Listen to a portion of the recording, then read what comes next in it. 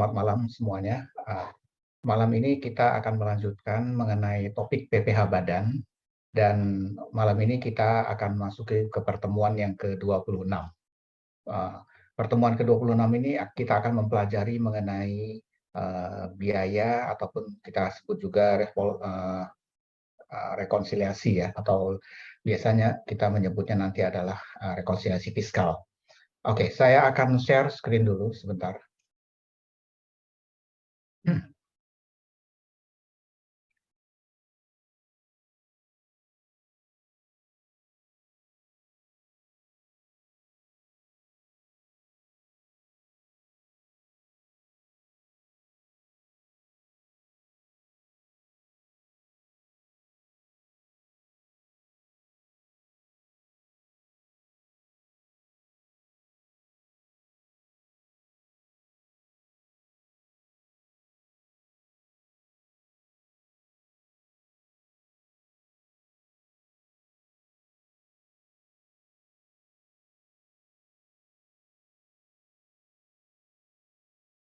Oke, baik.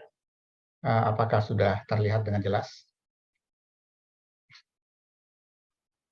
Jelas, Pak. Baik. Oke.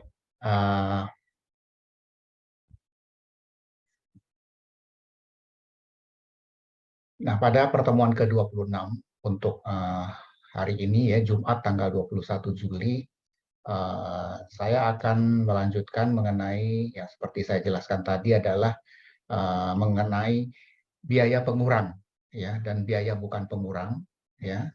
Dan nanti kita akan coba melihat yang disebut dengan kompensasi kerugian ya. Dan nanti kita masuk ke rekonsiliasi fiskal dan revaluasi aktiva tetap. Nah, ini adalah tahap-tahap proses pada saat kita akan melakukan pembuatan yang namanya SPT tahunan badan ya. Jadi kalau saya lebih perjelas lagi ya, di pertemuan ini kita akan melihat bagaimana proses dari biaya pengurang dan biaya bukan pengurang. Nah, ini kita menyebutnya adalah kita mencoba melihat secara fiskal ya, secara pajak dan secara accounting. Tentunya di dalam pertemuan ini kita akan melihat bagaimana komponen-komponen yang ada di dalam laporan keuangan ya, yang dibuat oleh perusahaan.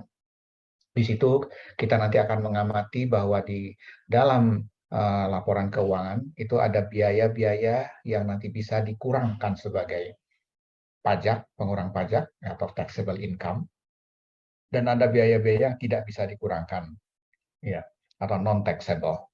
Nah, untuk lebih jelasnya kita coba masuk ke apa itu biaya ya, menurut akuntansi dan menurut pajak. Tentu di sini sebagian besar adalah mahasiswa jurusan akuntansi ya, kalau saya tidak salah. Ya, di sini kalian sering mendengar kata-kata yang namanya biaya ya, atau dalam bahasa Inggrisnya kita sebut dengan cost ya, dan ada juga yang kita kenal namanya BAN atau expense ya. Ini yang kita kenal di dalam accounting atau akuntansi ya, jenis-jenis biaya tersebut. Dari sisi pajak ya, kedua jenis biaya ini ya itu bisa dikurangkan ya, atau kita kenal dengan deductible expense ya. Ini yang ada di dalam pasal 6 ayat 1 Undang-Undang PPh. Kemudian ada yang tidak dapat dikurangkan atau non deductible expense ya. Ada di pasal 9 ayat 1 Undang-Undang PPh. Nah, apa yang dimaksud di sini adalah ya, pajak ada yang mengakui ya biaya-biaya tersebut ya, atau expense tersebut ya. Sehingga kalau dia uh, tidak diakui atau diakui, itu nanti dia akan kita kurangkan ya, atau juga kita tidak kurangkan di sini ya. Nah, nanti coba kita lihat bagaimana prosesnya ya.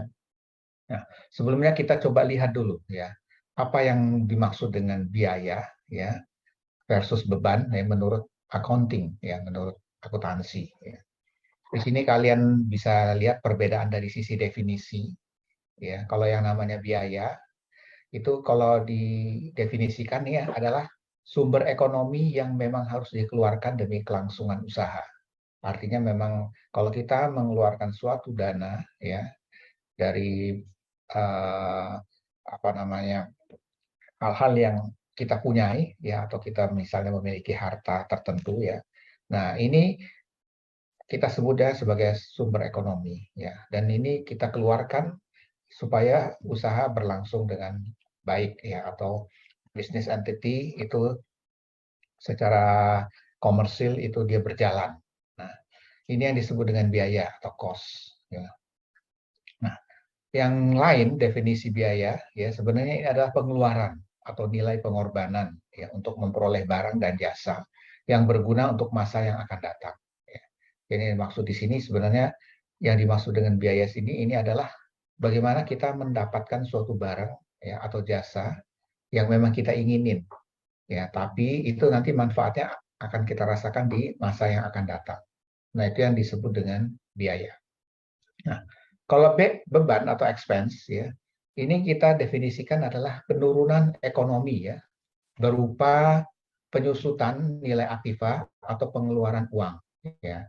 Jadi yang dimaksud di sini adalah bagaimana ekonomi itu berkurang ya karena nilai dari aset ya atau kita mengeluarkan uang ya, dan di sini ada penurunan dari sisi ekonomi. Nah, sedangkan pengeluaran ini adalah memberikan suatu manfaat ya, dan termasuk pula penurunan dalam aset atau kenaikan dalam kewajiban sehubungan dengan penyerahan barang dan jasa dalam rangka memperoleh pendapatan. Nah, ini ya yang dimaksud dengan pengeluaran ya. Jadi sebenarnya adalah bagaimana kita mendapatkan manfaat ya dari nilai aset yang turun ya. Sehingga di sini ada semacam kenaikan dalam kewajiban ya pada saat kita menyerahkan barang dan jasa dalam rangka memperoleh pendapatan. Nah, ini adalah definisi dari beban atau expense. Nah, bagaimana karakteristiknya? Karakteristik di sini yang dimaksud dengan biaya ya. Itu kalau yang dimaksud dengan biaya itu pengeluaran untuk modal ya. Artinya apa? Di sini biaya itu dikeluarkan untuk mendapatkan modal ya. Sedangkan beban ya itu adalah pengeluaran untuk yang namanya pendapatan. Sebentar ya. Bagaimana dari sisi periode akuntansi ya.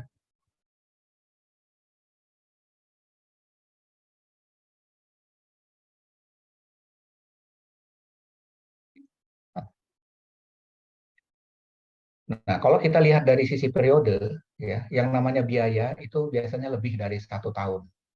Sedangkan kalau beban itu biasanya kurang dari 1 tahun. Ya, itu yang membedakan ya antara biaya dan beban. Nah, sedangkan kalau kita melihat posisi dalam laporan keuangan ya, yang disebut dengan biaya atau cost itu ada di dalam aktiva atau di neraca ya. Di sini biasanya berupa aktiva yang dapat bermanfaat di masa depan dan belum terpakai ya. Beda dengan yang namanya beban ya, itu ada di laporan laba rugi. Nah, di sini yang dimaksud di sini adalah biaya-biaya yang sudah terpakai ya dan tidak bermanfaat untuk masa depan. Jadi dia sekali penggunaan dan setelah itu selesai pemakaiannya. Itu yang disebut dengan beban. Bagaimana perbedaan dari jumlah yang dikeluarkan? Nah, kalau biaya itu pengeluarannya lebih besar karena diambil dari pengeluaran modal. Ya, ini yang disebut dengan biaya. Nah, sedangkan beban ya itu jumlah pengeluarannya lebih kecil karena diambil dari pengeluaran pendapatan. Nah, kita ambil contoh di sini ya. Kalau biaya ya, ini bisa diambil contoh biaya pembelian mesin dan peralatan serta biaya instalasinya. Nah, sedangkan beban itu contohnya adalah biaya perawatan ya, kemudian biaya peliharaan mesin, spare part, bahan bakar mesin ya. Itu yang kita lihat di sini contohnya. Jadi kalau kita lihat di sini ya, jenis-jenis biaya ya, itu ada dua ya.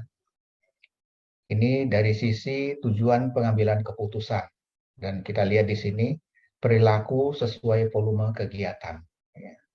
Nah, jadi kalau kita perhatikan di sini, kalau kita lihat dari tujuan pengambilan keputusan itu ada dua ya, ada biaya relevan ya atau relevant cost dan ada biaya tidak relevan atau irrelevant cost. Ya, ini apa yang membedakan di sini ya. Jadi kalau biaya relevan itu adalah biaya yang terjadi pada suatu alternatif tindakan tertentu, namun tidak terjadi pada alternatif tindakan yang lain. Ya, jadi kalau dia misalnya biaya itu timbul, ya, kemudian dia terjadi pada suatu kegiatan tertentu, ya. Tapi pada tindakan yang lain itu dia tidak terjadi, ya. Jadi ini seperti ada hal-hal yang mempengaruhinya di sini. Jadi ada yang relevan dan ada yang tidak relevan, ya. Nah, di sini mempengaruhi suatu pengambilan keputusan, ya. Terus harus dipertimbangkan dalam pembuatan suatu keputusan. Ya, keduanya ini akan berpengaruh, ya. Kemudian kalau biaya tidak relevan, ya, ini adalah suatu biaya yang tidak berbeda di antara alternatif tindakan yang ada itu. Nah, dan di sini ada yang tidak mempengaruhi pengambilan suatu keputusan dan juga akan tetap sama jumlahnya, walau tanpa memperhatikan alternatif yang dipilih. Ya, di sini perbedaan, ya.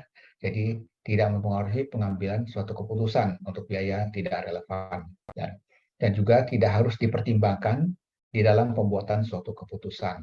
Ya, itu yang kita maksud dengan biaya tidak relevan atau irrelevant cost. Nah, bagaimana kita melihat biaya dari sisi perilaku sesuai volume kegiatan? Ya.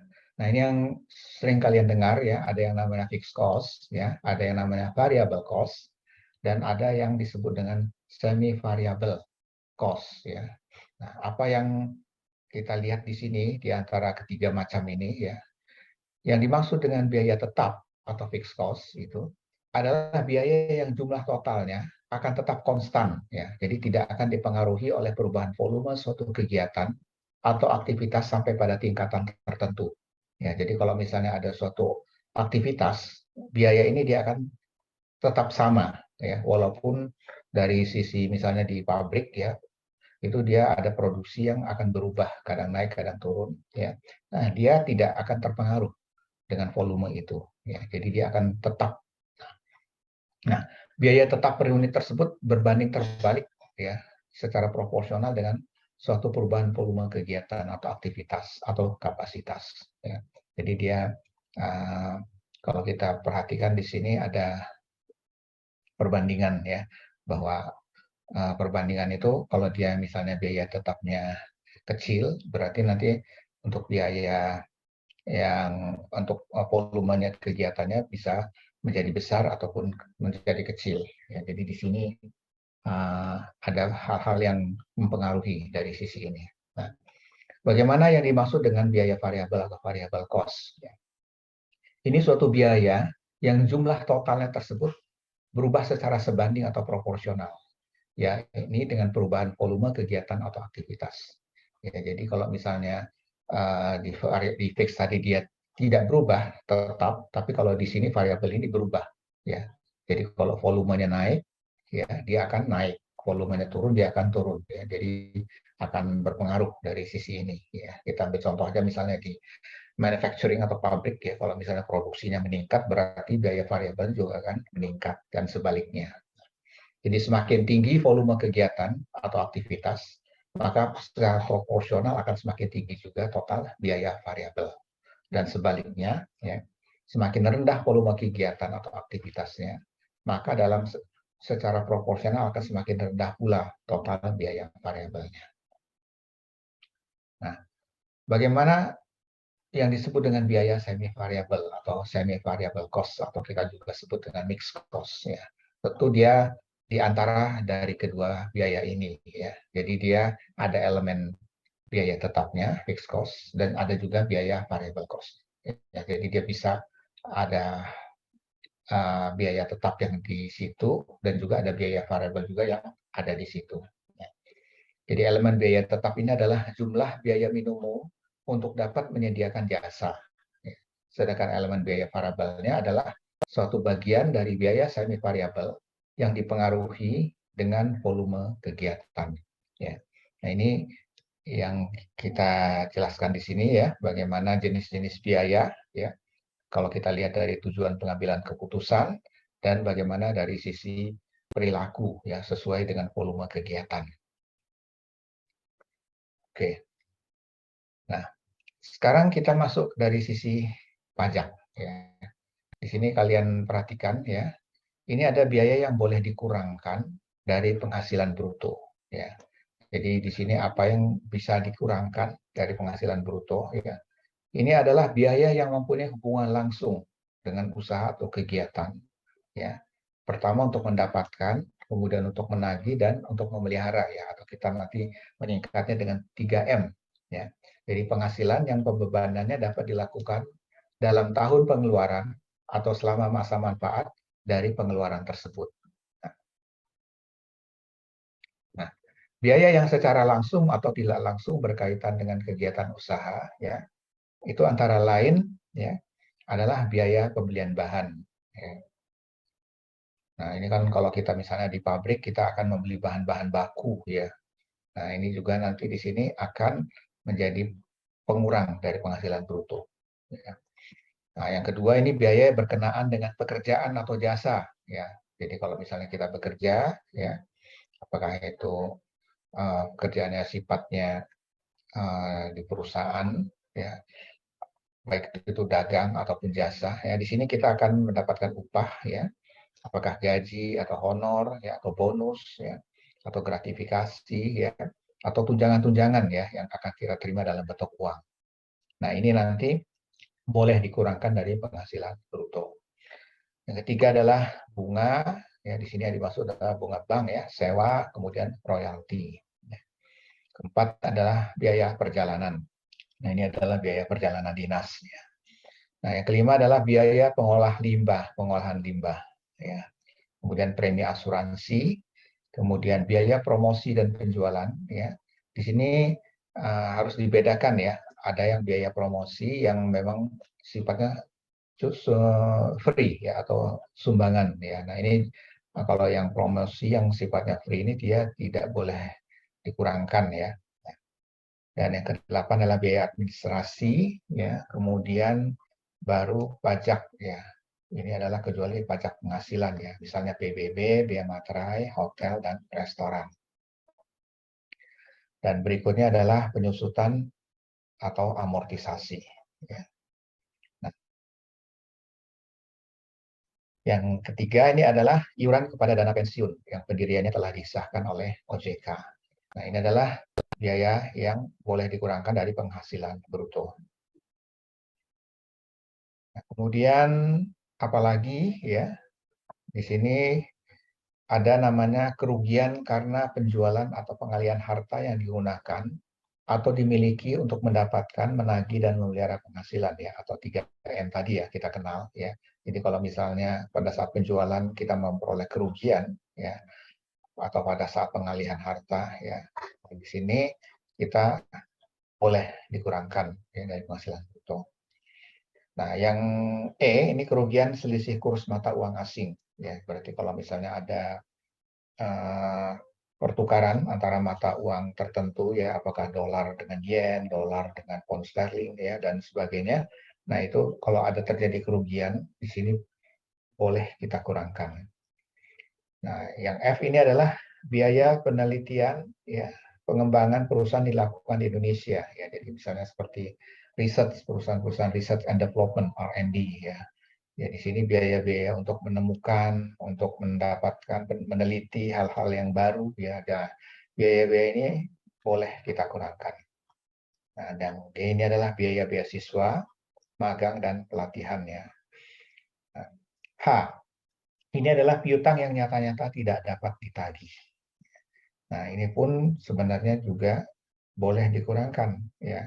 Jadi kenapa? Karena kalau memang ada piutang yang memang kita yakin itu tidak dapat ditagih, ya itu juga bisa kita kurangkan dari penghasilan bruto. Termasuk ini adalah sumbangan dalam rangka penanggulangan bencana nasional. Ya, jadi ada peraturan pemerintah tertentu nanti yang akan mengaturnya. Ini juga boleh dikurangkan. Ya. Ataupun di sini sumbangan dalam rangka penelitian dan pengembangan yang dilakukan di Indonesia. Ya, ini juga diatur di peraturan pemerintah atau PP. Nah, ini ya kita ambil contoh aja misalnya penelitian mengenai kemarin COVID ya, yang lagi rame-ramenya. Di situ bagaimana ada penelitian yang dilakukan oleh pemerintah ya, dan mengembangkan semacam serum ya atau vaksin ya. Nah, kemudian apalagi ya K ya, biaya pembangunan infrastruktur sosial. Nah, ini misalnya ada pembangunan yang untuk kemaslahatan umat ya, infrastruktur yang sifatnya sosial ya. Ini dia boleh dikurangkan dari penghasilan bruto. Kemudian ada L, sumbangan fasilitas pendidikan ya. Jadi kalau pemerintah memberikan fasilitas pendidikan yang sifatnya sumbangan ya, itu juga boleh kita kurangkan.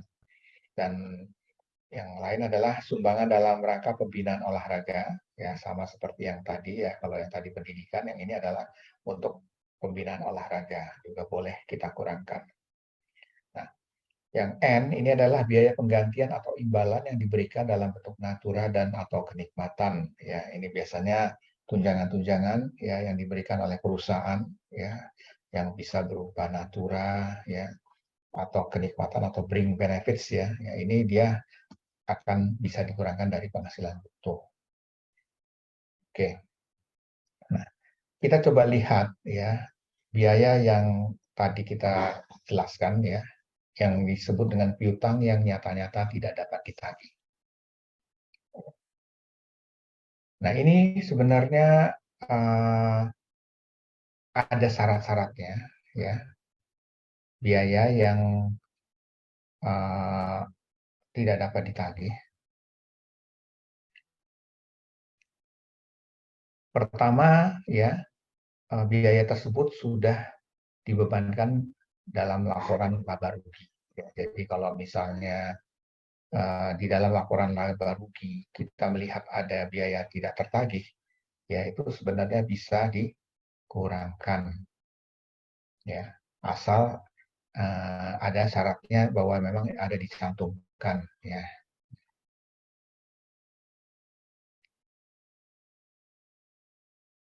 Kemudian ada syarat yang kedua, ya itu sebenarnya wajib pajak harus menyerahkan daftar piutang, ya yang tidak dapat ditagih kepada Ditjen Pajak. Jadi ada listnya ya, siapa-siapa yang memang tidak bisa ditagih. Ya, jadi kalau kita sudah memiliki list dan kita cantumkan di laporan keuangan kita, ya berarti ini nanti bisa dikurangkan di laporan komersil, laporan fiskal pajak kita. Ya.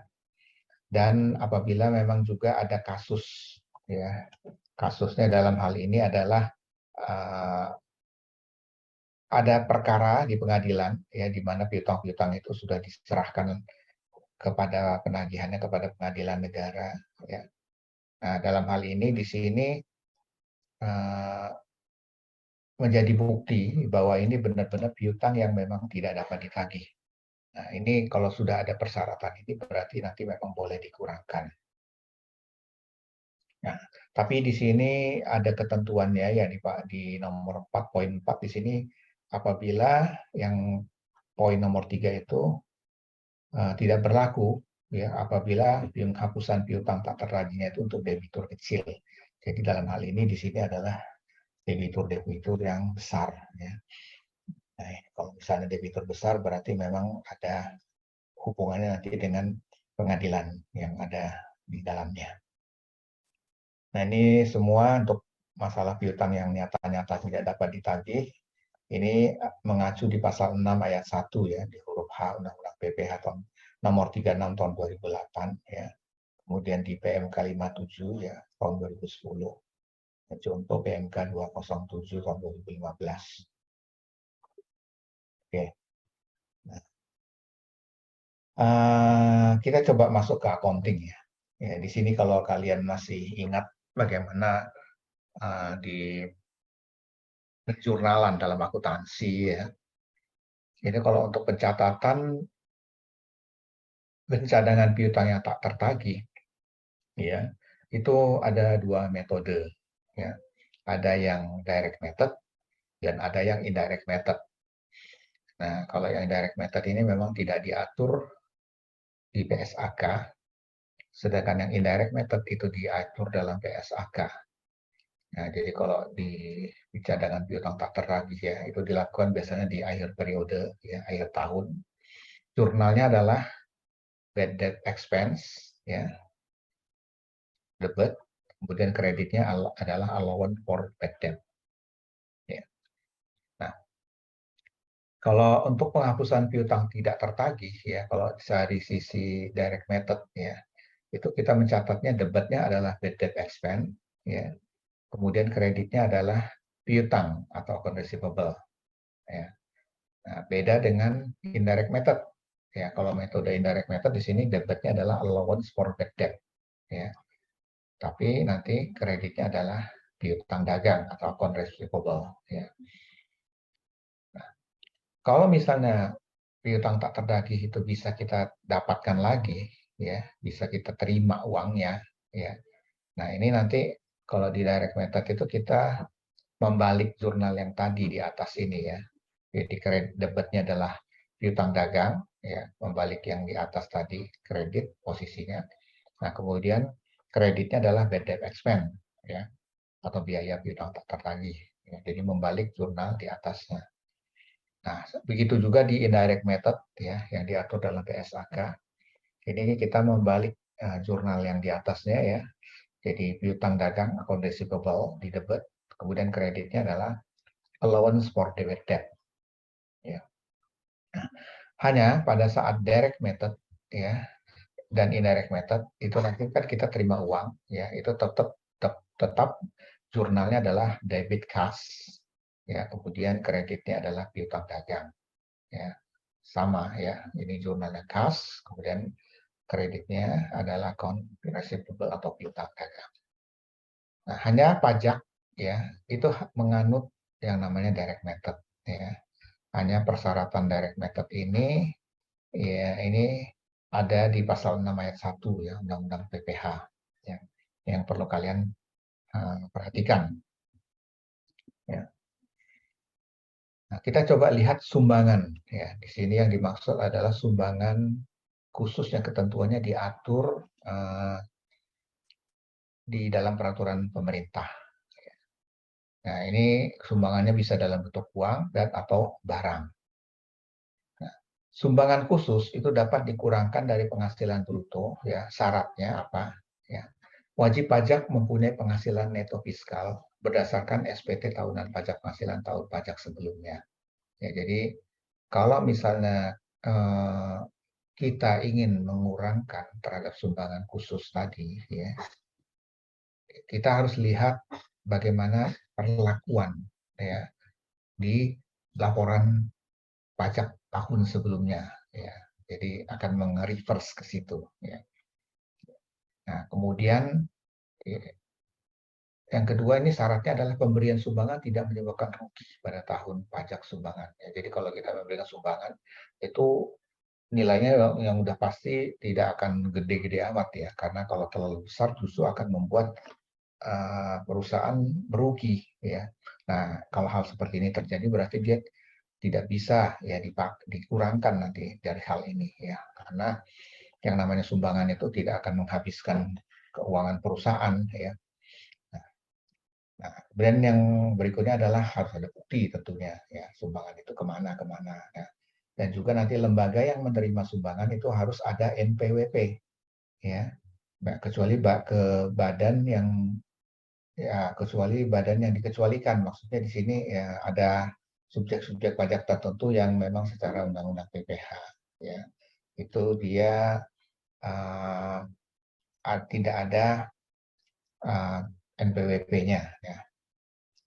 Nah, besarnya sumbangan khusus yang dapat dikurangkan dari penghasilan bruto itu untuk 1 tahun, ya, itu tidak lebih 5% dari penghasilan neto fiskal tahun pajak sebelumnya. Jadi harus kita hitung, ya, sumbangannya itu nggak boleh lewat dari 5%.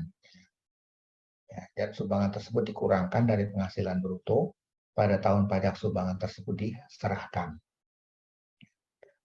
Nah, tidak dapat dikurangkan dari penghasilan bruto, ya, ada, ya, ini sumbangan, ya, apabila diberikan kepada pihak yang mempunyai hubungan istimewa, ya. Jadi kalau misalnya sumbangan itu diberikan kepada orang-orang tertentu, ya, ya, Yang dimaksud di sini adalah wajib pajak menguasai pihak penerima baik langsung maupun tidak langsung ya.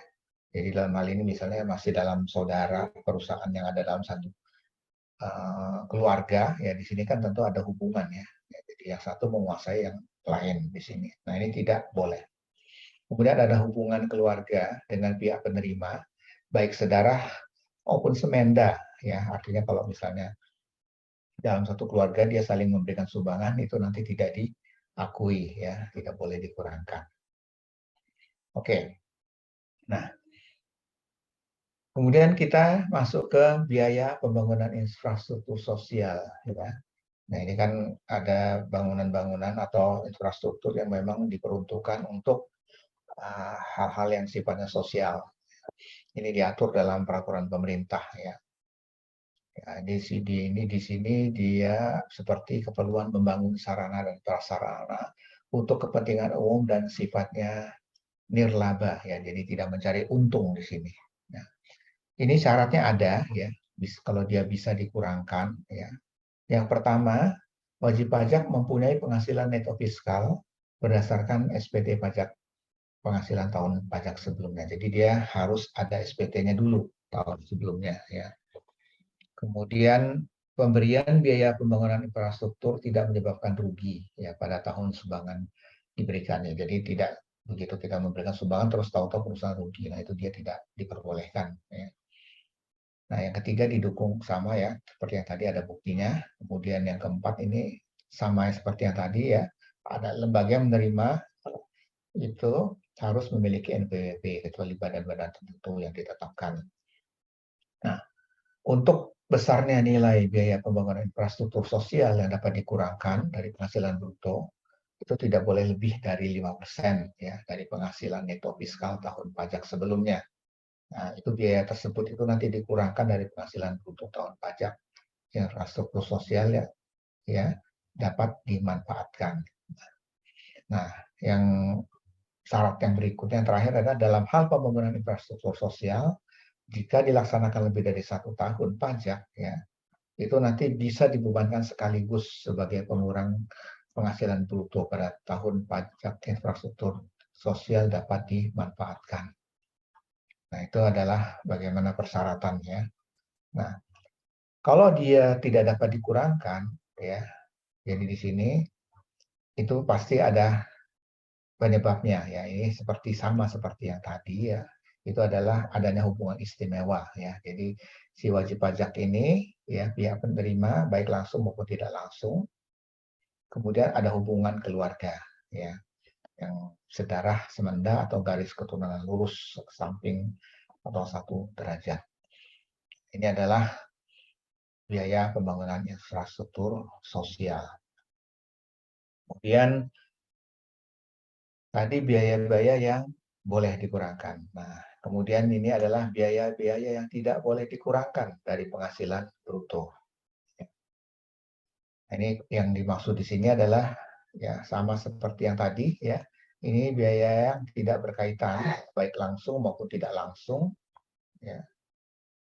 Nah, dengan uh, kegiatan ya yang 3M tadi ya, mendapatkan, menagih dan memelihara penghasilan yang merupakan objek pajak penghasilan ya, yang sifatnya pemakaian penghasilan atau yang jumlahnya melebihi kewajaran.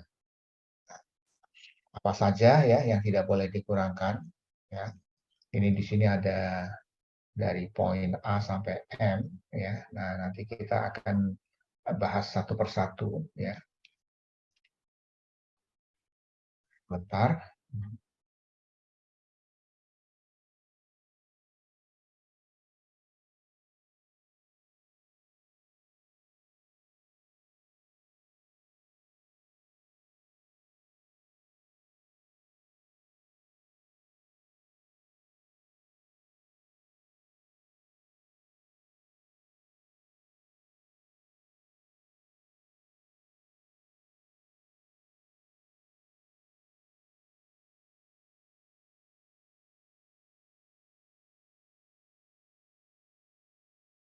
Nah, yang pertama ini adalah pembagian laba dengan nama dan dalam bentuk apapun ya.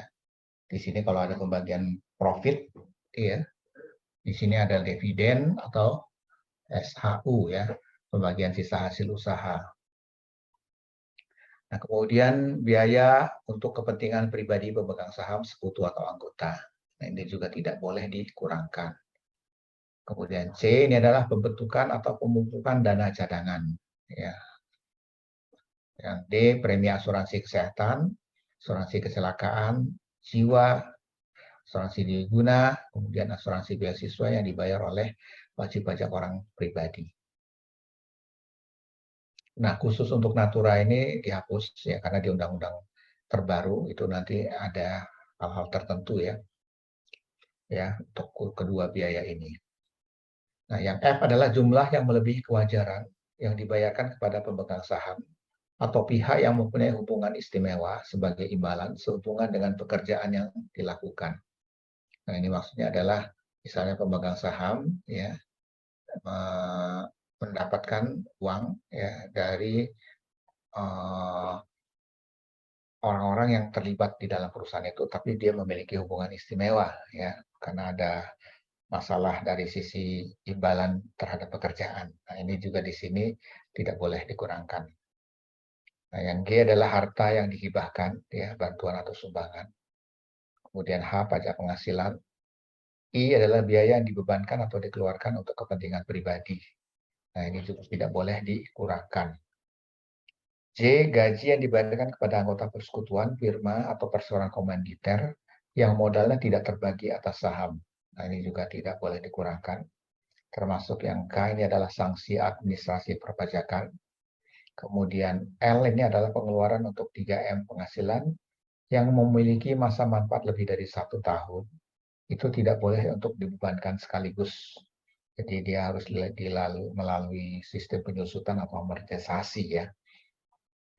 Nah, termasuk di sini adalah biaya untuk 3M penghasilan yang bukan objek pajak, ya, kemudian pengenaan pajak final, atau dikenakan pajak dengan norma perhitungan penghasilan neto.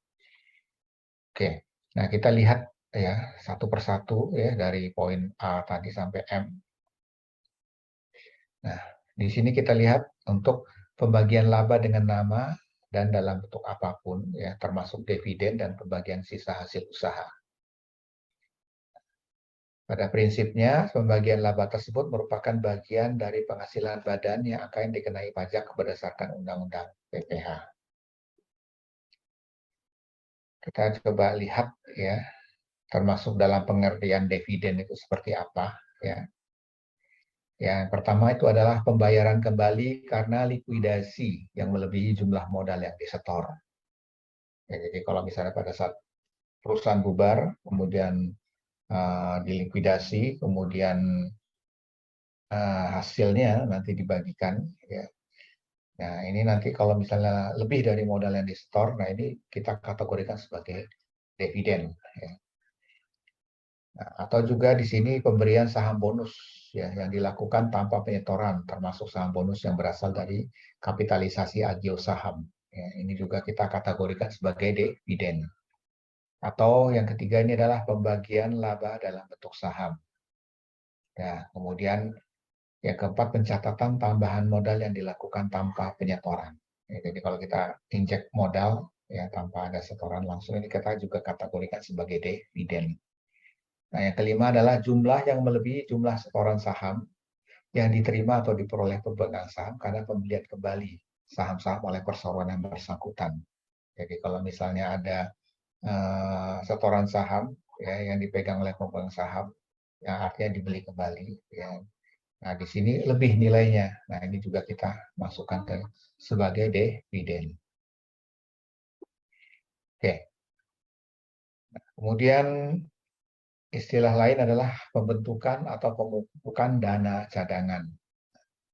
Nah, ini yang dimaksud di sini apa ya? Secara prinsip ya, biaya berupa pembentukan atau pemupukan dana cadangan yang dibebankan sebagai pengurang penghasilan bruto itu tidak dapat dibebankan sebagai biaya dalam menghitung penghasilan kena pajak. Ya. Namun ya terdapat beberapa badan usaha tertentu yang kegiatan usahanya dibolehkan untuk membebankan biaya cadangan tersebut dalam menghitung penghasilan kena pajaknya. Ya, jadi ada yang perusahaan-perusahaan tertentu ya yang melakukan itu. Ya, padahal itu sebenarnya biaya pembentukan atau pembukaan cadangan dana cadangan tersebut ya itu sebenarnya tidak dapat dibebankan sebagai biaya. Ya. Nah, pembentukan atau pemupukan dana cadangan ya itu kecuali ya itu yang pertama adalah cadangan piutang tak tertagih ya untuk usaha bank dan badan usaha lain yang menyalurkan kredit sewa guna usaha dengan hak opsi ya perusahaan pembiayaan konsumen dan perusahaan anjak piutang yang dihitung berdasarkan standar akuntansi keuangan yang berlaku dengan batasan tertentu setelah berkoordinasi dengan otoritas jasa keuangan. Yang pertama ya cadangan untuk piutang tak tertagih.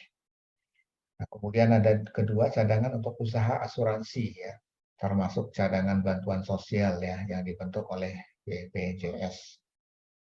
Kemudian yang ketiga cadangan penjaminan untuk lembaga penjamin simpanan LPS. Kemudian keempat cadangan biaya reklamasi ya untuk usaha pertambangan.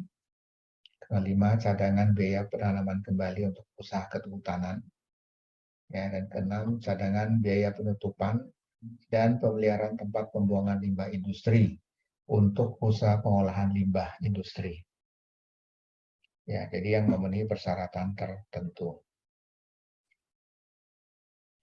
Nah, itu adalah ini ya. Nah, sekarang kita masuk ke cadangan piutang tak tertagih. Ya. Nah, ini nanti akan dibedakan ya. Ya, cadangan piutang tak tertagih untuk bank umum ya. Ya, di sini ada yang konvensional, ada yang syariah ya. Ada juga cadangan untuk operasi ya, operasi simpan pinjam. Ya. Silakan kalian lihat dulu di sini untuk persentasenya. Ya.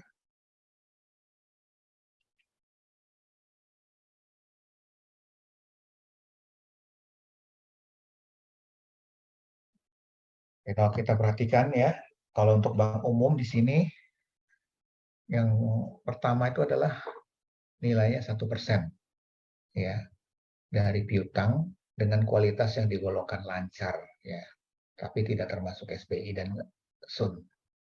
Kemudian 5% ya dari piutang dengan kualitas yang digolongkan dalam perhatian khusus ya, tapi dikurangi dulu dengan nilai agunan. Dan 15% dari piutang dan kualitas yang digolongkan kurang lancar setelah dikurangi dengan nilai agunan. Dan 50% dari piutang dengan kualitas yang digolongkan diragukan setelah dikurangi dengan nilai agunan. Dan terakhir 100% ya dari piutang dengan kualitas yang digolongkan macet ya setelah dikurangi dengan nilai agunan. Nah, jumlah piutang yang digunakan sebagai dasar untuk membentuk dana cadangan itu adalah pokok pinjamannya, ya, yang diberikan oleh bank umum yang melakukan kegiatan usaha secara konvensional. Bagaimana dengan bank-bank yang melaksanakan berdasarkan prinsip syariah, ya? Nah, ini hampir sama ya, ya dia akan mencadangkan 1% ya dari piutang dengan kualitas yang digolongkan lancar tidak termasuk sertifikat wadiah Bank Indonesia dan surat berharga yang diterbitkan oleh pemerintah berdasarkan prinsip syariah. Dan yang 5% ya, ini dari piutang dengan kualitas yang digolongkan dalam perhatian khusus ya, setelah dikurangi nilai agunan.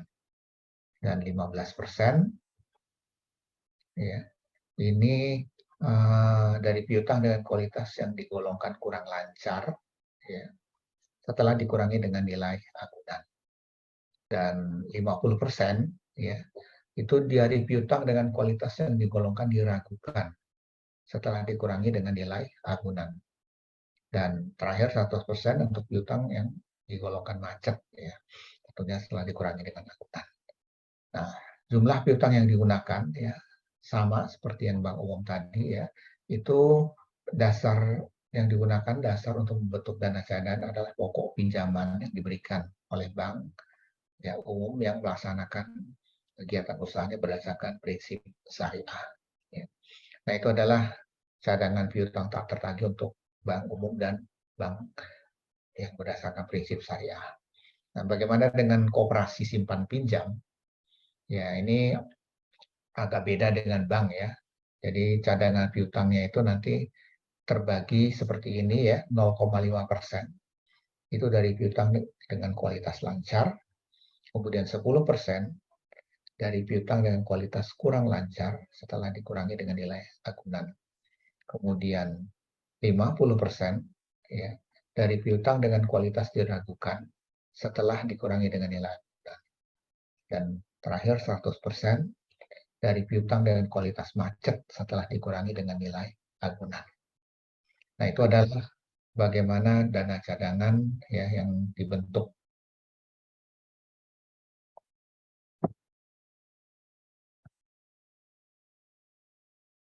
Nah, cadangan piutang tak tertagih itu juga diberikan kepada BPR ya, Bank Perkreditan Rakyat ya, baik itu konvensional ataupun yang berdasarkan prinsip syariah. Nah, di sini bagaimana persentasenya bisa kalian lihat ya, hampir sama ya, 0,5% untuk kualitas lancar ya, sama juga dengan di syariah ya, 0,5% dengan kualitas lancar ya, tidak termasuk sertifikat wadiah Bank Indonesia. Dan 10% ya dari piutang dengan kualitas kurang lancar ya di bank syariah sama ya. Nah, untuk 50% dari kualitas dari piutang dengan kualitas diragukan sama dengan di bank syariah, dan 100% untuk yang kualitas macet. Nah, bagaimana dengan cadangan piutang untuk PMN ya? Di sini PT Permodalan Nasional Madani ya. Ini perusahaan milik negara Persero PNM namanya. Nah, ini kita lihat ya cadangan piutangnya adalah kalau 2,5% itu yang piutang yang digolongkan dalam perhatian setelah dikurangi dengan nilai dan 5% ini untuk piutang yang kurang lancar ya, dan 50% ya piutang yang digolongkan diragukan, dan terakhir 100% untuk yang macet ya. Nah, bagaimana cadangan untuk perusahaan pembiayaan infrastruktur ya? Ini 1% ya dari piutang dengan kualitas lancar, kemudian 5% ya untuk piutang dengan kualitas yang perhatian khusus ya, yang golongannya perhatian khusus di sini. Dan 15% ya dari piutang dengan kualitas yang digolongkan kurang lancar. Dan 50% untuk yang diragukan, sedangkan 100% untuk yang macet. Nah, ini adalah cadangan piutang tak tertagih ya. Nah, masih ada lagi ya untuk cadangan piutang tak tertagih ya. Ini untuk perusahaan sewa guna usaha dengan hak opsi ya, SGU. Ini ditetapkan paling tinggi besarnya adalah 2,5% dari rata-rata saldo awal dan saldo akhir piutang. Kemudian kerugian sebenarnya yang disebabkan piutang yang nyata-nyata tidak dapat ditagih itu dibebankan pada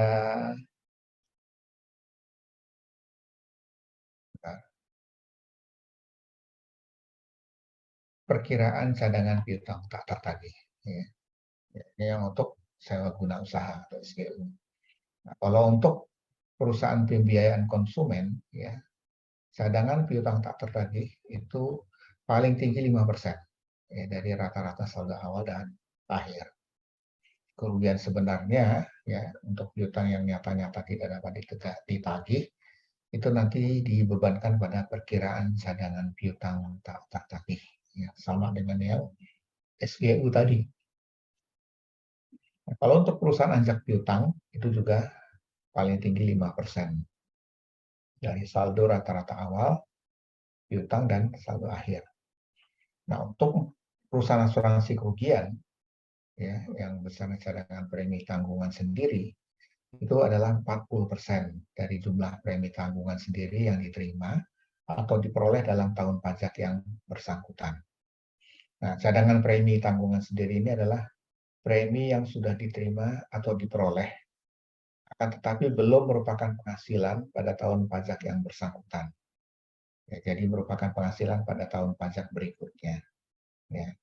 Nah, cadangan premi tanggungan ini adalah untuk perusahaan asuransi. Ya. Di sini bisa kalian lihat ya, bagaimana perbedaan cadangan piutang ya, dari mulai serbaguna usaha dia 2,5%, kemudian pembiayaan 5%, anjak piutang 5%, kemudian asuransi kerugian 40%. Nah, khusus untuk asuransi kerugian ini, cadangan premi tanggungan sendiri adalah premi yang sudah diterima atau diperoleh, ya, tetapi belum merupakan penghasilan pada tahun pajak yang bersangkutan dan merupakan penghasilan pada tahun pajak berikutnya. Nah, besarnya cadangan premi ini adalah untuk perusahaan asuransi. Nah, dana cadangan yang dapat dibebankan sebagai biaya secara fiskal itu meliputi ya, pertama cadangan premi tanggungan sendiri dan klaim tanggungan sendiri untuk perusahaan asuransi kerugian. Kemudian cadangan premi untuk perusahaan asuransi jiwa. Ya, cadangan piutang tak tertagih. Nah, sekarang kita masuk ke natura dan kenikmatan.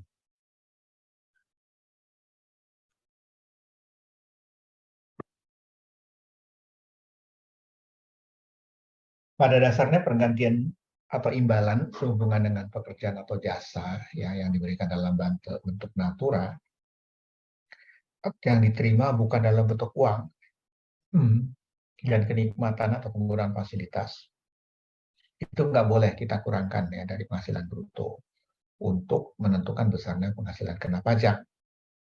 Ya.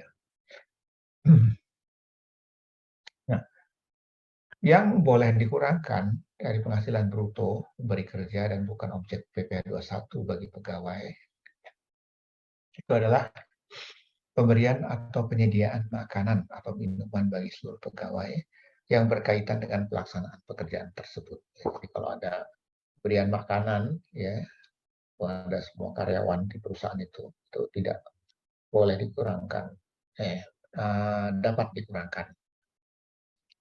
Nah, kemudian atau penggantian atau imbalan dalam natura atau kenikmatan yang diberikan itu berkenaan dengan pelaksanaan pekerjaan di daerah tertentu dalam rangka menunjang kebijakan pemerintah atau mendorong pembangunan di daerah. Jadi kalau misalnya daerah-daerah terpencil, ya di situ ada semacam natura yang diberikan, nah itu juga dapat dikurangkan. Ya. Atau di sini adalah pemberian natura dan kenikmatan yang ada keharusan, karena itu sebagai sarana ya, keselamatan kerja. Atau memang sifat pekerjaannya yang mengharuskan. Nah ini juga boleh dikurangkan.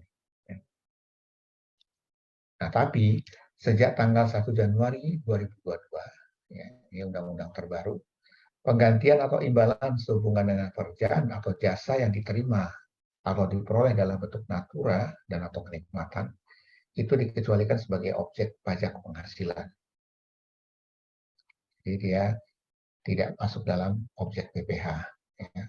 Apa saja di sini ya, ini di Undang-Undang HPP nomor 7 atau HPP nomor 7 tahun 2021 ya. Pertama adalah makanan, ya, bahan minuman, ya, atau minuman bagi seluruh pegawai. Nah ini dikecualikan ya dalam objek pajak.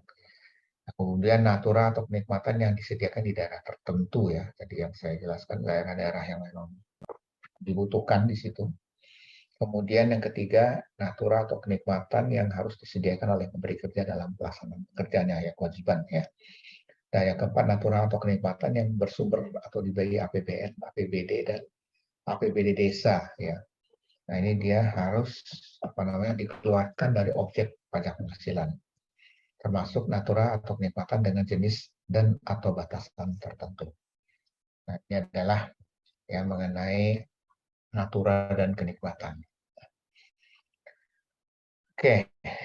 Nah, kita sudah membahas ya yang tadi ya, ada yang biaya-biaya yang tidak boleh dikurangkan ya, dari penghasilan bruto, ada biaya yang boleh dikurangkan dari penghasilan bruto ya. Nah, itu yang nanti akan kita hadapi pada saat kita mau menghitung yang namanya rekonsiliasi fiskal pajak ya. Nah, sekarang kita masuk ke kompensasi kerugian ya.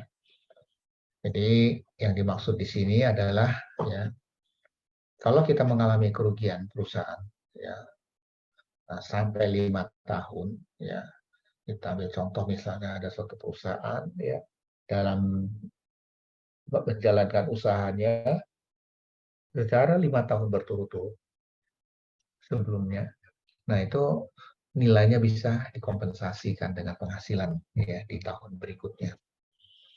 Nah, di sini apabila penghasilan bruto setelah pengurangan sebagaimana yang dimaksud ayat 1 tuh didapat kerugian, ya kerugian tersebut dikompensasi dengan penghasilan mulai tahun pajak berikutnya, ya berturut-turut sampai dengan 5 tahun. Jadi selama 5 tahun berturut-turut. Nah, kalau untuk perusahaan yang baru, ya kita nyebutnya penanaman modal baru, ya atau yang memang dia diperluas untuk bidang-bidang tertentu di daerah-daerah terpencil, ya itu dikasih waktu kerugiannya paling bisa sampai 10 tahun, ya jadi lebih lama dari yang 5 tahun tadi. Itu yang kita lihat ya dari kompensasi kerugian. Nah, sekarang kita coba bahas ya yang dimaksud dengan kerugian fiskal. Istilah ini merujuk kepada kerugian fiskal ya, bukan kerugian komersial. Jadi kalau yang dimaksud dengan kerugian atau keuntungan fiskal itu adalah selisih antara penghasilan bruto dan biaya-biaya yang telah memperhitungkan ketentuan PPh. Ya. Jadi setelah kita kurangkan ya dari biaya-biaya yang muncul di laporan komersil, nah ini nanti akan kita perlakukan ya, sebagai kerugian fiskal. Nah, tujuan penghitungan kerugian fiskal ya ini sebenarnya adalah hubungannya dengan tax compliance ya. Maksudnya di sini adalah kepatuhan pajak.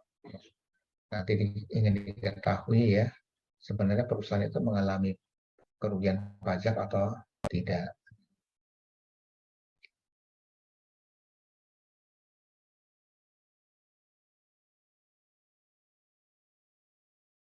Bentar.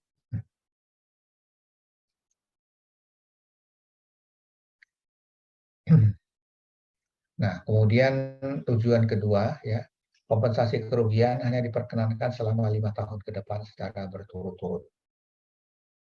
Ya. Nah, jadi di sini hanya dikasih sampai 5 tahun. Nah, tapi apabila pada akhir tahun kelima ternyata masih ada kerugian yang tersisa, ya, maka sisa kerugian tersebut tidak dapat lagi dikompensasikan. Nah, berikutnya, kompensasi kerugian hanya untuk WP badan dan OP, orang per orang yang melakukan kegiatan usaha wajib pembukuan. Jadi kalau dia memiliki pembukuan, baru dia diperbolehkan. Jadi, perlu dicatat bahwa kompensasi kerugian tersebut tidak berlaku bagi WP yang keseluruhan penghasilannya bersifat final, ya, menggunakan norma perhitungan dan atau bukan merupakan objek pajak. Nah, tujuan penghitungan kerugian fiskal yang keempat adalah kerugian usaha di luar negeri tidak bisa dikompensasi dengan penghasilan dari dalam negeri. Jadi kalau dia memiliki perusahaan di luar, ya itu kerugiannya tidak bisa dikompensat dengan perusahaan-perusahaan yang ada di dalam negeri. Oke. Nah, ini adalah ilustrasi bagaimana kita menghitung kerugian fiskal, kompensasinya. Nah, ini kita coba lihat ya. Ada contoh ya. Jadi di dalam tahun pajak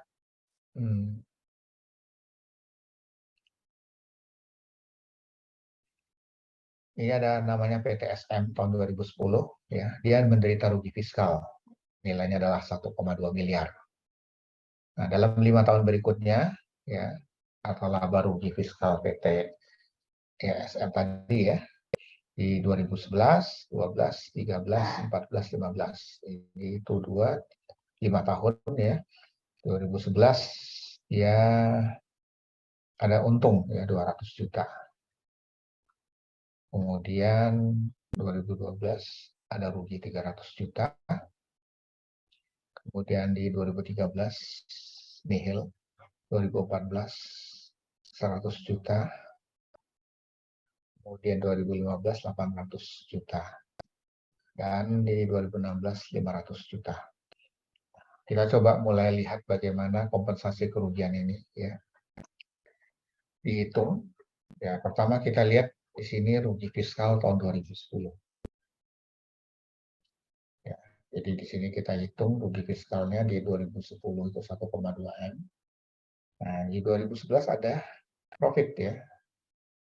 Laba namanya. Ini laba fiskalnya 200 juta. Nah, ini berarti karena dia di awal tahun 2010 dia menderita 1,2 rugi, dikompensate dengan laba 200, jadi tinggal sisanya ruginya adalah 1 miliar ya. Nah, ini kemudian kita kompensate lagi dengan kerugian tahun 2012 1 miliar. Ya. Nah, hasilnya ya, sisa rugi fiskal kita masih tetapkan ya. Kemudian 2013 itu nihil ya. Dan kita lihat lagi di sini sisa rugi fiskal 2010 masih 1 M ya. Nah, laba fiskal ya, di tahun 2014 adalah 100 juta ya. Nah, sehingga nanti dikurangi dengan nilai 1 M tadi. Hasilnya adalah sisa rugi 2010 itu 900 juta ya. Laba di 2015 800 juta. Sehingga sisa rugi fiskal 2010 ya, masih ada rugi 100 juta. Nah, kita masukkan rugi yang 100 juta dengan yang 300 juta ya. Kemudian kompensasikan dengan yang 500 juta ya. Maka ya di sini ada masih laba kena pajak ya. Di 2016 itu adalah 200 juta. Ya, ini dari rugi 300 juta yang di 2012. Kemudian dengan laba 300 juta ya, sehingga di 2016 kita masih ada profit 200 juta. Tapi kita masih ada sisa rugi fiskal yang nilainya masih 100 juta di atas. Ini bisa kalian lihat ya, bagaimana proses perhitungan ya, mengkompensasikan kerugian fiskal ya selama 5 tahun berturut-turut. Oke, saya lanjutkan. Nah, kita masuk yang namanya rekonsiliasi fiskal. Ya, tadi sudah saya jelaskan di awal ya, bagaimana proses rekonsiliasi fiskal ini adalah untuk menghitung SPT pajak. Sorry.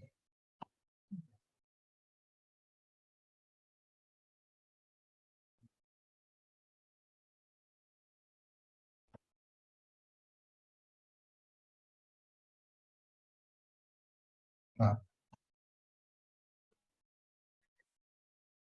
kalau kita perhatikan di sini, ya, yang dimaksud dengan rekonsiliasi fiskal itu adalah proses penyesuaian atas laporan keuangan komersil. Ya, yang dimaksud di sini adalah laporan keuangan perusahaan yang dikeluarkan, ya, internal perusahaan. Ya, di mana di sini nanti ada namanya laba komersil yang beda secara prinsip atau metode dengan ketentuan fiskal atau pajak. Ya, untuk menyajikan dan atau menghasilkan penghasilan neto atau laba yang sesuai dengan ketentuan pajak. Ya, di sini kita lihat ya, ini adalah laporan keuangan yang dikeluarkan perusahaan. Tentunya laporan keuangan ini dibuat berdasarkan PSAK ya. Ya, nanti bisa berupa neraca, rugi laba, arus kas, equity, dan lain-lain. Nah, ini nanti kita akan lakukan yang namanya rekonsiliasi fiskal. Ya, seperti saya jelaskan di awal, bagaimana prosesnya. Ya, ada biaya yang diakui, ada yang tidak diakui, dan ya kemudian ada perbedaan-perbedaan lain ya yang antara pajak dengan accounting atau komersil. Nah, hasilnya nanti adalah laporan keuangan fiskal. Nah, ini laporan keuangan fiskal ini tentu akan berdasarkan undang-undang pajak dan peraturan atau kita sebut dengan compliance ya, patuh terhadap undang-undang pajak ya. Dan nanti di sini hasil akhirnya adalah laba atau penghasilan neto fiskal. Dan inilah nanti yang dihitung berapa pajaknya. Oke. Kemudian selanjutnya adalah kita coba lihat apa yang membedakan ya antara laporan keuangan komersial dengan laporan keuangan fiskal ya. Itu yang kita sebut dengan rekonsiliasi fiskal. Nah, ini ada perbedaan secara prinsip ya. Nah, kalau di akuntansi komersil ya, itu dia dianggap sebagai penghasilan ya. Sedangkan menurut PPH, ketentuan pajak, penghasilan itu bukan penghasilan ya, atau juga bisa terjadi sebaliknya ya. Akuntansi komersil dia menganggap itu bukan penghasilan, tapi menurut pajak itu adalah penghasilan. Nah, kemudian dari sisi akuntansi komersil, dia menganggapnya itu penghasilan, sedangkan menurut pajak itu telah dikenakan PPh yang bersifat final. Nah, ini nanti akan ada beda prinsip ya dari sisi ini ya. Yang satu dia dianggap penghasilan, tapi dari sisi pajak itu sebenarnya sudah ada pajak yang sudah dipotong ya, atau disebut dengan pajak final. Nah, kemudian beda prinsip yang lain adalah menurut akuntansi komersil itu adalah beban, sedangkan menurut ketentuan pajak PPh tidak dapat dibebankan ya, dan sebaliknya. Nah, ini kita ambil contoh di sini adalah biaya-biaya 3M ya, penghasilan yang bukan objek pajak atau pengenaan pajaknya bersifat final. Kemudian ada sanksi perpajakan berupa bunga, denda, dan kenaikan. Ini juga tidak boleh, ya, prinsipnya berbeda. Kemudian yang lain adalah biaya-biaya tidak memenuhi syarat-syarat atau daftar nominatif. Ya, contohnya adalah biaya entertain, daftar nominatif atas penghapusan piutang. Ya. Ini semua adalah perbedaan secara prinsip. Ya. Nah, perbedaan lain adalah secara metode. Nah, ini biasanya ada metode yang berbeda antara pajak dengan uh, accounting ya.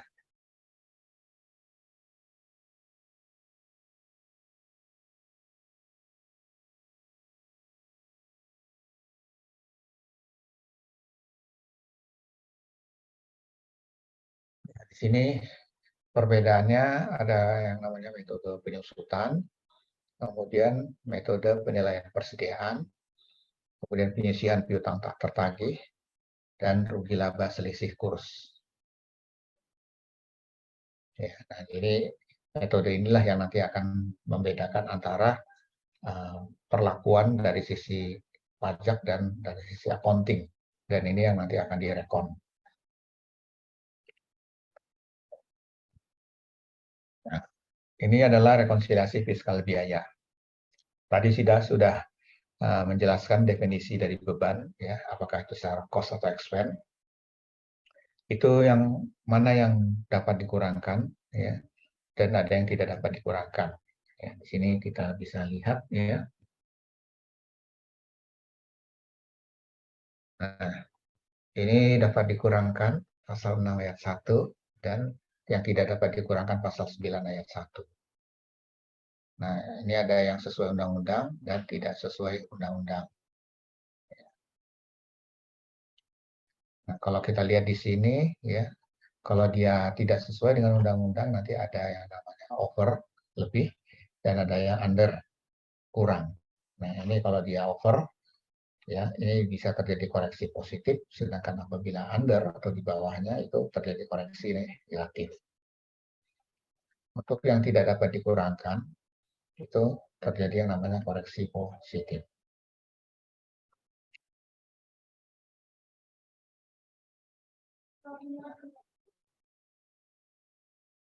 Itu adalah rekonsiliasi fiskal, dan ini kita coba lihat yang disebut dengan revaluasi aktiva tetap itu apa, ya. Mengapa aktiva tetap perlu direvaluasi, ya. Nah, nilai aktiva tetap dalam laporan keuangan perusahaan itu tidak lagi mencerminkan nilai wajar. Aktiva tetap dicatat dengan nilai perolehan atau historis.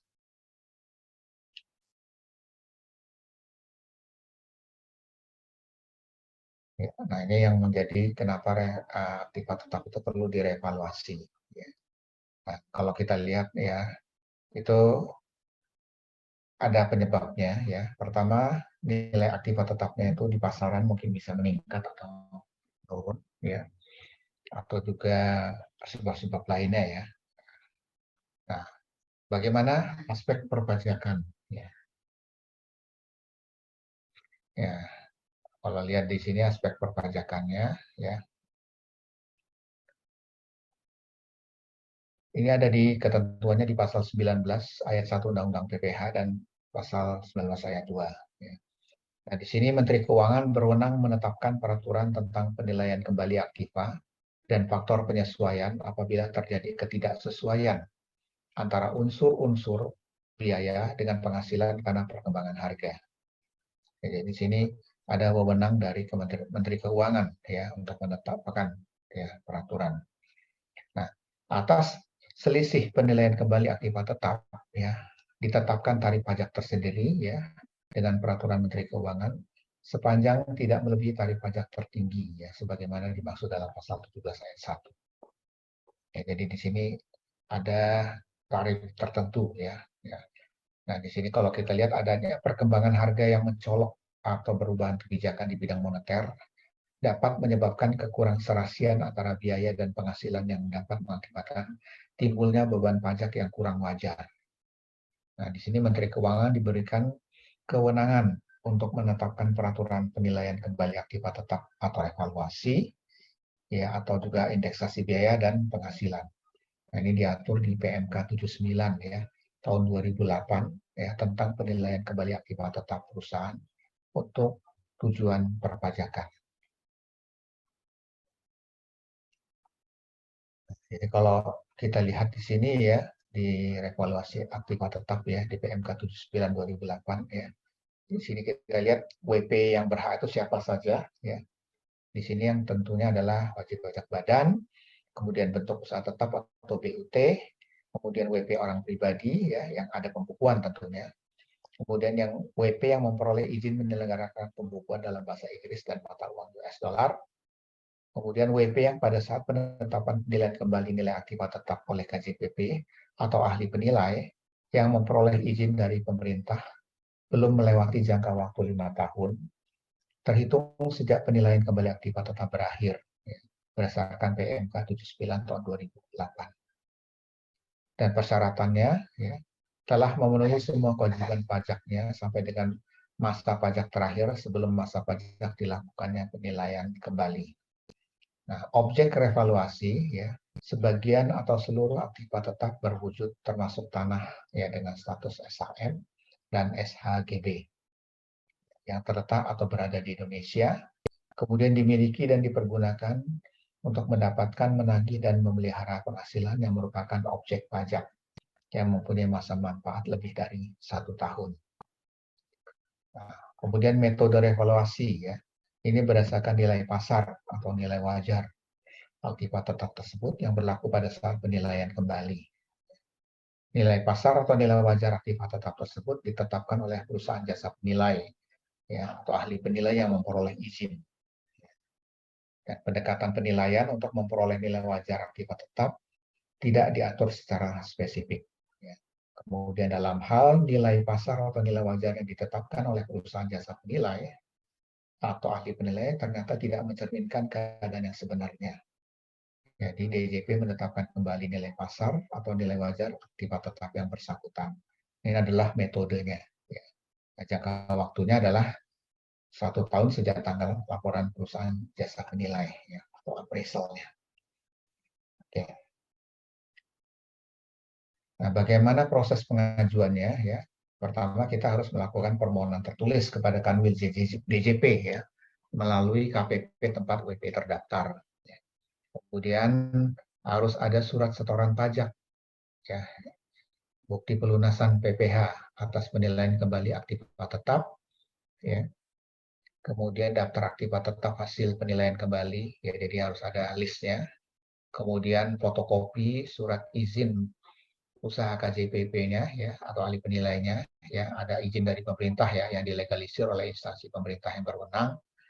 Ya, kemudian laporan penilaian akibat tetap oleh KJPP atau ahli penilai yang memperoleh izin dari pemerintah, dan laporan keuangan tahun buku terakhir sebelum penilaian kembali. Nah, PPh final. Atas selisih lebih antara nilai revaluasi harga pasar dengan nilai buku fiskal, ya, dikurangi dengan kompensasi kerugian yang masih diperkenankan, dianggap sebagai keuntungan dan menjadi objek pengenaan PPh final dengan tarif 10%. Kemudian ada angsuran PPh. WP dapat menulis PPh final sekaligus atau dapat mengajukan permohonan pembayaran secara angsuran yang paling lama 12 bulan sesuai dengan ketentuan pasal 9. Nah, penyusutan aktiva tetap yang direvaluasi, ya, dasar penyusutan fiskal yang telah memperoleh persetujuan penilaian kembali adalah nilai pada saat penilaian kembali. Kemudian masa manfaat fiskal aktiva tetap yang telah dilakukan penilaian kembali disesuaikan kembali menjadi masa manfaat penuh untuk kelompok aktiva tetap tersebut. Kemudian penghitungan penyusutan dimulai sejak bulan dilakukannya penilaian kembali aktiva tetap perusahaan. Adapun penyusutan fiskal yang aktiva tetap yang tidak memperoleh persetujuan penilaian kembali tetap menggunakan dasar penyusutan fiskal dan sisa manfaat fiskal semula sebelum dilakukannya penilaian kembali aktiva tetap perusahaan. Ya. Bagaimana pencatatannya? Ya, selisih lebih penilaian kembali aktiva tetap perusahaan itu adalah di atas nilai sisa buku komersil semula setelah dikurangi dengan pajak penghasilan final. Jadi harus dilakukan, ya, harus dibukukan secara komersil pada perkiraan modal dengan namanya selisih lebih penilaian kembali aktiva perusahaan. Jadi pada tanggal berapa, ya, nanti ditulis di sini, ya, ada, kita nyebutnya nanti di other comprehensive income di laporan laba. Nah, itulah mengenai revaluasi aktiva tetap. Dan ini juga menutup untuk apa namanya materi kita, ya, yang kita bahas tadi